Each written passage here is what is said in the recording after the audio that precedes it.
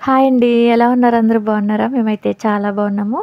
మన వీడియో చూసే మీరంతా కూడా బాగుండాలని మనస్ఫూర్తిగా కోరుకుంటున్నాను. ఫ్రెండ్స్, ఈరోజైతే జర్నీ వ్లాగ్ అనమాట. జర్నీ వ్లాగ్ అంటే బండి పైన, బస్ పైన, ఆటోలోనో కాదు, ఫ్లైట్ జర్నీ అనమాట.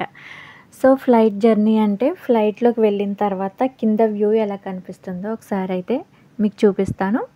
సో, కనిపించేదంతా కూడా హైదరాబాద్ ఎయిర్‌పోర్ట్ అనమాట.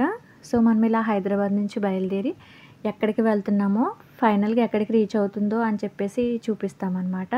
సో, చూస్తున్నారు కదా! ఇక్కడ ఇదంతా కూడా హైదరాబాద్ అనమాట. హైదరాబాద్ నుంచి మనం బయలుదేరి వెళ్తున్నాము ఇప్పుడైతే.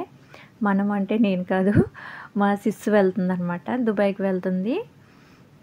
సో, హైదరాబాద్ నుంచి స్టార్ట్ అయిన తర్వాత ఈ విధంగా అయితే దుబాయ్ వరకు వచ్చిందనమాట ఫ్లైట్. దుబాయ్ వ్యూ అనమాట ఇదైతే. చూస్తున్నారు కదా! రీచ్ అయ్యే ప్లేస్ దగ్గరికైతే ఫైనల్‌గా వచ్చింది. అండ్ దుబాయ్ షార్జా ఎయిర్‌పోర్ట్ దగ్గర అయితే ఈ ఫ్లైట్ ల్యాండ్ అవుతదనమాట. సో, ఫైనల్‌గా అయితే రీచ్ అయ్యే ప్లేస్ దగ్గర కూడా కొంచెం చూపిస్తాము. సో, ఫ్లైట్‌లో లోపలుండి ఫ్లైటు ల్యాండ్ అయ్యే ముందు ఎలా ఉంటదని చెప్పేసి ఒక చిన్న వీడియో అనమాట. చూస్తున్నారు కదా!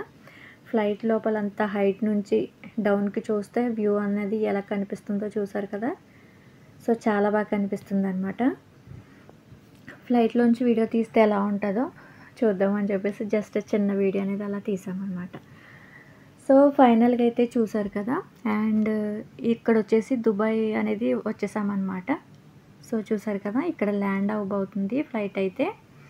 కింద వ్యూ అంతా కూడా ఈ విధంగా కనిపిస్తుంది. చూసారు కదా! ఫ్లైట్ ల్యాండ్ అయ్యే ముందైతే కింద వ్యూ అంతా కూడా ఎలా కనిపిస్తుందో చూసారు కదా! సో, ఇదన్నమాట ఈరోజు మన జర్నీ వ్లాగ్.